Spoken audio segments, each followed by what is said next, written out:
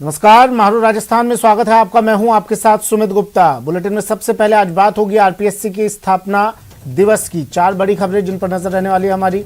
इस मौके पर सीएम आरपीएससी के स्थापना दिवस के मौके पर सीएम गहलोत ने नई बिल्डिंग की सौगात दी। फिर बात करेंगे कांग्रेस पर पूनिया प्रहार की। न्यूज 18 से बातचीत में सतीश पूनिया ने कई मुद्दों को लेकर कांग्रेस पर जमकर निशाना साधा।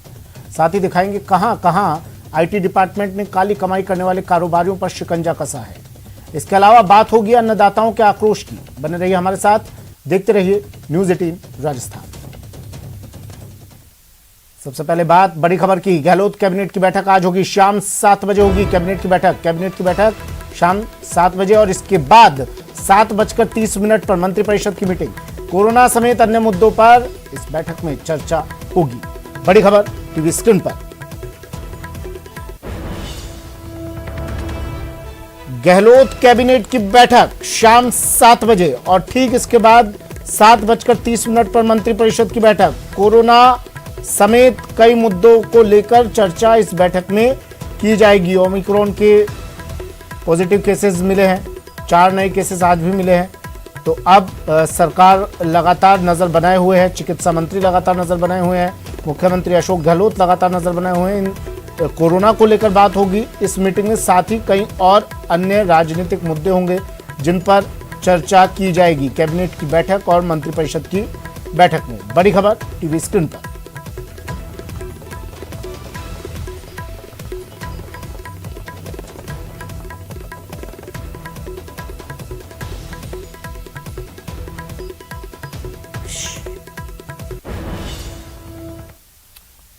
एक और बड़ी खबर है जयपुर से। जयपुर में ओमिक्रॉन का विस्फोट। ओमिक्रॉन के 4 और मरीज मिले हैं। जवाहर नगर में पति पत्नी संक्रमित मिले हैं।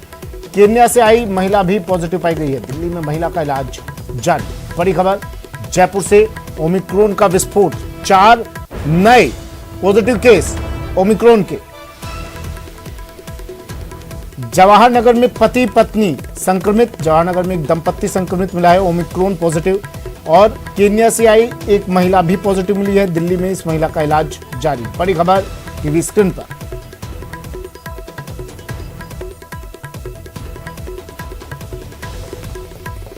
चिकित्सा मंत्री प्रसादी लाल मीणा बोले इसके बाद कि ओमिक्रॉन को लेकर राज्य सरकार सतर्क है और नजर बनाए हुए है। संपर्क से कितना घातक है? अभी घातक नहीं, अभी सिर्फ एक डेथ हुई अमेरिका में, बाकी डेथ कोई कहीं नहीं हुई अभी। इसलिए घातक नहीं है। घातक होता तो डेल्टा वेरिएंट आया, वैसे घातक होता तो निश्चित रूप से नुकसान होता। और ये घातक नहीं है क्योंकि डोज लग चुकी, जिनके दोनों डोज लगी उनके लिए कोई घातक नहीं है। और हम चाह रहे हैं कि सबके दोनों डोज लगे, लोग सेफ हो। फिर बूस्टर डोज की बात तब करेंगे तो दोनों डोज लग जाएगी जब। और मुख्यमंत्री जी ने प्रधानमंत्री जी को पत्र लिखा है बूस्टर डोज के लिए। हो सकता है जल्दी उस पर फैसला हो जाए। गृहस्थी मेरे सहयोगी हमारे साथ फोन लाइन पर जुड़ गए हैं। चिकित्सा मंत्री तो सौरभ कह रहे हैं कि ज़्यादा खतरनाक नहीं है, अगर खतरनाक होता तो तेज़ी से फैलता। लेकिन देखिए ओमिक्रॉन के 4 पॉजिटिव और केसेस मिले हैं। कितनी चिंता की बात, क्योंकि एक बैठक भी इसे लेकर मुख्यमंत्री कैबिनेट की बैठक हो रही है जिसमें कोरोना को लेकर चर्चा की जाएगी। और ओमिक्रॉन को लेकर क्या अपडेट आपके पास? जी बिल्कुल, देखिए चिकित्सा मंत्री इसलिए आपसे कह रहे हैं कि ज्यादा चिंता की बात नहीं है, क्योंकि इस ओमिक्रॉन में जितने भी मरीज मिले हैं उनके अभी तक किसी भी प्रकार के सिम्टम जो है वो नजर नहीं आए, इसलिए आज से खतरनाक इसे नहीं माना जा रहा। लेकिन आज जो 4 नए मामले सामने हैं वो जरूर चिंता पैदा करते हैं, क्योंकि जवाहर नगर की एक दंपत्ति कोरोना ओमिक्रॉन संक्रमित पाई गई है। लेकिन इस जवाहर नगर की जो दंपत्ति है उनका कोई भी कॉन्टेक्ट हिस्ट्री नहीं है। और ये अगर कॉन्टेक्ट हिस्ट्री नहीं है, कोई विदेश से आकर इनसे संपर्क में नहीं आया है, तो ये बहुत ज्यादा चिंता की बात हो जाती है, क्योंकि वो जो शख्स जिसके जरिए इन्हें ओमिक्रॉन हुआ है वो शख्स जो है वो अभी तक आइडेंटिफाई नहीं हुआ है। और वो संभवतः शहर में इस वक्त घूम भी रहा हो तो वो कई और लोगों को संक्रमित कर सकता है, क्योंकि ओमिक्रॉन के बारे में कहा जाता है कि वो डेल्टा से 8 से 10 गुना ज्यादा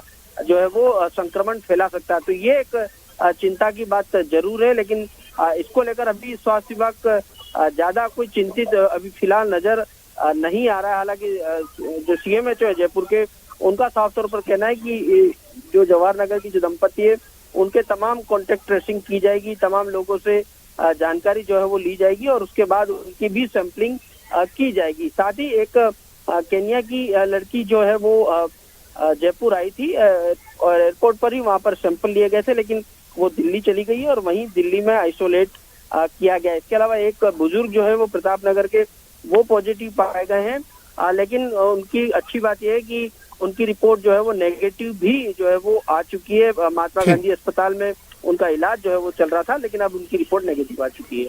जी ठीक है, शुक्रिया सौरभ तमाम जानकारी के लिए।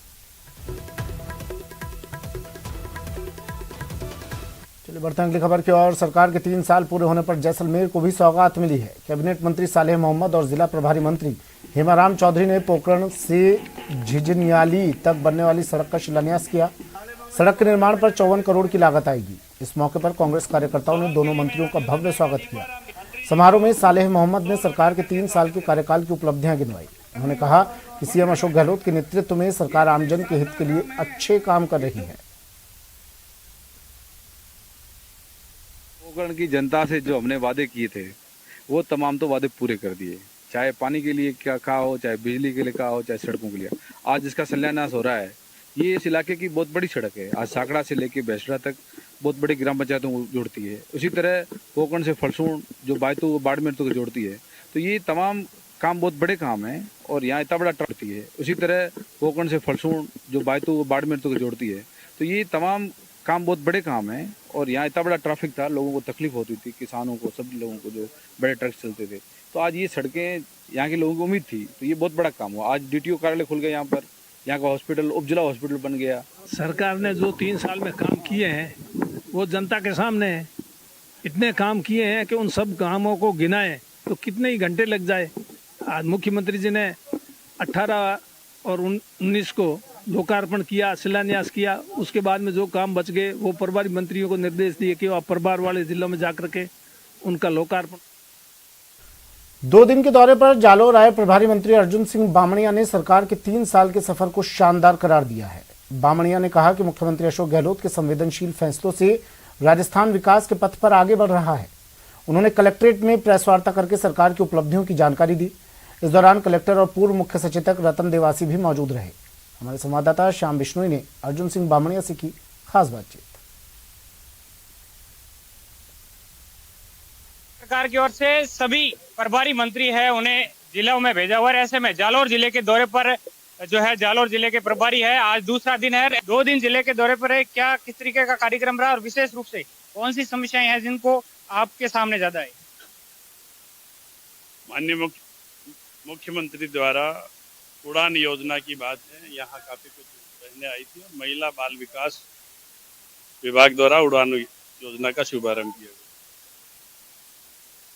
जहाँ पूरे क्षेत्र में जो बहनें स्वच्छता की तरफ से कहीं न कहीं कमजोर हैं, शिक्षा में कमी है, उन सब बहनों के को लेकर उड़ान योजना हमारी जो आंगनवाड़ी कार्यकर्ता है उनके माध्यम से हम हर गांव हर घर में महिलाओं को जागरूक करने का काम करते हैं। और 3 साल पूरे हुए उसके लिए विभिन्न योजनाएं जो राजस्थान सरकार ने लागू की, जो भी लोक कल्याणकारी योजनाएं हैं उनको हमने यहाँ सभी हमारे कार्यकर्ताओं को जानकारी दी। और यहाँ जालोर जिले की जहाँ तक बात है, मैं जिला प्रशासन को धन्यवाद दूंगा कि उन्होंने प्रशासन गांव के संग में काफी कुछ अच्छे काम किए हैं। पेंशन का हो, पालनहार योजना का हो, चाहे पट्टे देने का काम हो, वो सारे काम अच्छे किए। और कुछ छोटी मोटी समस्याएं रोडों की ये आई है सामने, तो काफी कुछ रोडों के लिए टेंडर भी हो गए हैं, वर्क ऑर्डर भी हो गए हैं। और प्रत्येक विधानसभा में चाहे पक्ष का हो चाहे विपक्ष का हो, उस एमएलए को 5 करोड़ तक के रोड का अनुशंसा करने का अधिकार दिया है। अब सभी एमएलए ने अपने अपने क्षेत्र में जो रोड अधिक खराब है, जहां ट्रैफिक ज़्यादा है, उनकी अनुशंसा मेरे हिसाब से उनको करनी चाहिए और उन्होंने की होगी। इस तरह के कुछ काम जो धरातल पर काम आए हैं उनको हम आगे और सुपरविजन करके आम जनता को राहत देंगे। श्याम बिश्नोई, न्यूज़ 18। बीजेपी अध्यक्ष सतीश पूनिया ने जन सुनवाई के दौरान लोगों से मुलाकात की। इस दौरान चुनाव के नतीजों पर बयान देते हुए सतीश पूनिया ने कहा कि कांग्रेस की अपने गढ़ में हार हुई है। इस दौरान पूनिया ने कहा कि किसान गहलोत सरकार से परेशान है। नतीजे हैं इसके में कांग्रेस को खुश होने जैसा कुछ नहीं है, क्योंकि स्कोर 2-2 से बराबर है और ख़ास तौर पर इसलिए अहमियत रखता है कि हाड़ौती डिवीज़न में जैसा कहा जाता था कि वहाँ बीजेपी का वजूद कम हो रहा है और कांग्रेस का बढ़ रहा है। खान मंत्री के खुद के क्षेत्र में पंचायत समिति हारे और यूडीएच मंत्री धारीवाल जी के क्षेत्र में भी कांग्रेस को सफलता नहीं मिली। में 50-50 है, लेकिन जो मैंडेट है वो सरकार के खिलाफ इस रूप में है कि जो मैंने कहा है कि एक बड़ी संख्या इसमें मतदान करती है। लगभग 5 करोड़ मतदाता इसमें मतदान करते हैं। 5 करोड़ मतदाताओं का वर्ग है और उसमें ये फैसला होता है कुल 7 करोड़ मतदाताओं में, यानी बड़ा चुनाव होता है। इस बड़े चुनाव में आप फिगर को देखेंगे तो 50% से भी ज़्यादा जिला प्रमुख बीजेपी के बने हैं। बीजेपी के जिला परिषद के सदस्यों का आंकड़ा भी कमोबेश बराबर ही है।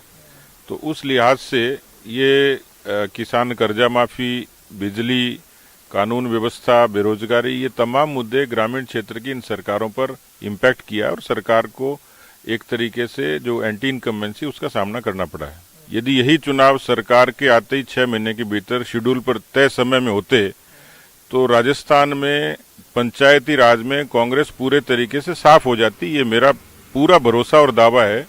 ये टुकड़ों में इसलिए कराए कि सरकार को थोड़ी थोड़ी सांस मिलती रही, प्राणवायु मिलती रही। और अब बात सांसद सीपी जोशी की, जहां उन्होंने संसद में विपक्ष के रवैये की निंदा की। वहीं उन्होंने कहा कि आने वाले वक्त में राजस्थान एक अच्छा पर्यटन स्थल बनेगा। राजस्थान अपने आप में एक पर्यटकों की दृष्टि से बहुत विशेष राज्य है, क्योंकि उस राज्य में झरने भी हैं, झीलें भी हैं, पहाड़ भी हैं, रेगिस्तान भी हैं और ऐतिहासिक मॉन्यूमेंट भी हैं। कोई स्थान राजस्थान में ऐसा नहीं जो पर्यटकों की दृष्टि से कम आंका जा सके। तो पूरे राजस्थान में निश्चित रूप से मैं सोचता हूँ आने वाले समय में देश का नंबर 1 स्थान कोई होगा, राज्य कोई होगा तो वो राजस्थान होगा। बहुत बड़ी मात्रा में भारत सरकार ने स्वदेश दर्शन के तहत अनेक ऐसे सर्किट बनाए हैं, चाहे रामायण सर्किट हो, चाहे बौद्धिक सर्किट हो, चाहे कृष्णा सर्किट हो, चाहे आध्यात्मिक सर्किट हो, चाहे हृदय योजना हो, चाहे हेरिटेज सर्किट हो। ऐसे कई सर्किट बनाए, उसके माध्यम से वहाँ हमारे धार्मिक स्थल हो, चाहे हमारे हेरिटेज की जो मॉन्यूमेंट है उनको डेवलप करना हो, हमारी जो यात्री आ रहे हैं पर्यटक सुविधा के लिए हो, ऐसी कई मॉन्यूमेंट को डेवलप करने का काम किया। और मैं सोचता हूँ उसी का एक परिणाम है कि आज पूरे दुनिया के देश के पर्यटक राजस्थान की तरफ आकर्षित। पिछले दिनों जिस प्रकार का रवैया विपक्ष का रहा है, मैं सोचता हूँ वो ठीक नहीं है। संसद एक स्वच्छ लोकतंत्र का एक स्थान है, संसद की अपनी एक गरिमा है और संसद की परिपाटी की अपना एक स्थान है। तो उन नियमों के तहत हम लोग संसद में अंदर भाग लेकर, बहस में भाग लेकर अपनी बात को रखने के लिए देश की जनता यहाँ चुन के भेजती है। तो संसद पटल पर अपनी बात रखनी चाहिए, न कि संसद को बाधित करके अन्य लोगों को भी अपनी बात रखने का अधिकार उनसे छीनना चाहिए। जयपुर में बेरोजगारों का हल्ला बोल, कंप्यूटर शिक्षक अभ्यर्थियों का हंगामा। सिविल लाइंस फाटक पर कंप्यूटर शिक्षक अभ्यर्थियों ने हंगामा किया। पुलिस और बेरोजगार आमने सामने हो गए। पुलिस ने बल प्रयोग कर बेरोजगारों को वहां से खदेड़ा। मुख्यमंत्री से वार्ता पर ये बेरोजगार अभ्यर्थी अड़े हुए हैं। बड़ी संख्या में बेरोजगार अभ्यर्थी यहाँ पहुंचे थे मुख्यमंत्री से वार्ता करने को लेकर, और इसके बाद सिविल लाइन फाटक पर हंगामा हुआ। पुलिस बल पहुंचा इन्हें रोकने के लिए और फिर इन्हें खदेड़ना पड़ा। महेश दाधीच मेरे सहयोगी हमारे साथ फोन लाइन पर जुड़े हुए हैं। महेश, बड़ी संख्या में बेरोजगार अभ्यर्थी यहाँ पहुंचे, क्या कह रहे थे ये लोग? मुख्यमंत्री से मुलाकात की बात पर अड़े हुए थे। देखिए, पिछले 4-5 दिन से इनका सत्याग्रह चल रहा है। राजधानी जयपुर में अलग अलग जगहों पर पहुंच करके ये अपना विरोध प्रदर्शन कर रहे हैं और आज ये इन्होंने कल ऐलान किया था कि मुख्यमंत्री कार्यालय पहुंचेंगे, मुख्यमंत्री के आवास पर पहुंचेंगे और वहां पर पहुंचकर अपना ज्ञापन खुद मुख्यमंत्री को व्यक्तिगत रूप से देंगे। जब आज सिविल लाइन फाटक पर पहुंचे तो वहां पर बड़ी तादाद में पुलिसकर्मी मौजूद थे पहले से, जिन्होंने उन्हें आगे बढ़ने से रोक दिया और सिविल लाइन फाटक पर ही इन अभ्यर्थियों को रोका गया। उसके बाद में जो अभ्यर्थी थे उनसे पुलिस समझाइश करी थी, लेकिन पुलिस के कुछ अधिकारियों ने सख्ती दिखाई तो इसके बाद में जो है वहां पर कुछ देर तक नोकझोंक हुई और उसके बाद में एक भगदड़ जैसा माहौल बना। लेकिन अभ्यर्थी डटे रहे और उन्होंने कहा कि जब तक हमारी वार्ता नहीं हो जाती सीएम से या फिर जब तक कोई ठोस हमें आश्वासन नहीं मिल जाता उसके बाद में हम यहाँ से जाने वाले नहीं हैं। दरअसल 3 साल से जो है कंप्यूटर अभ्यर्थी परीक्षा की तैयारी कर रहे हैं, लेकिन जो भर्ती की विज्ञप्ति है वो जारी नहीं हो रही है, जबकि सिलेबस पूरा तरह से तय हो गया है। इससे पहले भी यूपी में जाकर के इन अभ्यर्थियों ने प्रियंका गांधी तक अपनी बात रखी थी और उन्होंने मांग रखी थी कि जो कंप्यूटर शिक्षक की भर्ती यहाँ राजस्थान में लाई जा रही है वो अस्थायी न ला करके स्थायी लाई जाए। तो वो मांग तो पूरी हो गई, लेकिन फिलहाल जो इनका इंतजार है वो विज्ञप्ति का बना हुआ है। 10,000 के करीब कंप्यूटर शिक्षकों के पदों पर भर्ती होने वाली है, लेकिन इसे लेकर के फिलहाल जो है भर्ती की घोषणा या विज्ञप्ति की जो घोषणा है वो यहाँ पर नहीं हो सकी है। जी ठीक है, शुक्रिया महेश तमाम जानकारी के लिए।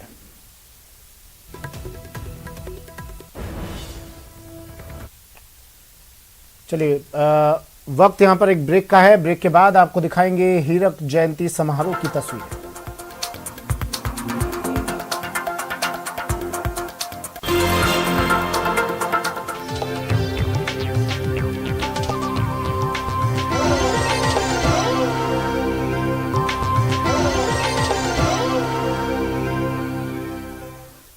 ब्रेक के बाद स्वागत है आपका। सीधा लिए चलते हैं उदयपुर। एमएलएसयू का दीक्षांत समारोह चल रहा है। समारोह में राज्यपाल कलराज मिश्र संबोधित कर रहे हैं।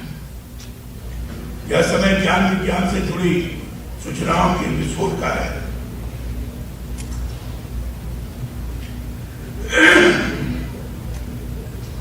इसलिए ऐसे शिक्षा का प्रसार आप लोग करें जो विद्यार्थी को सभी दृष्टि से ज्ञान समर्थ बनाए।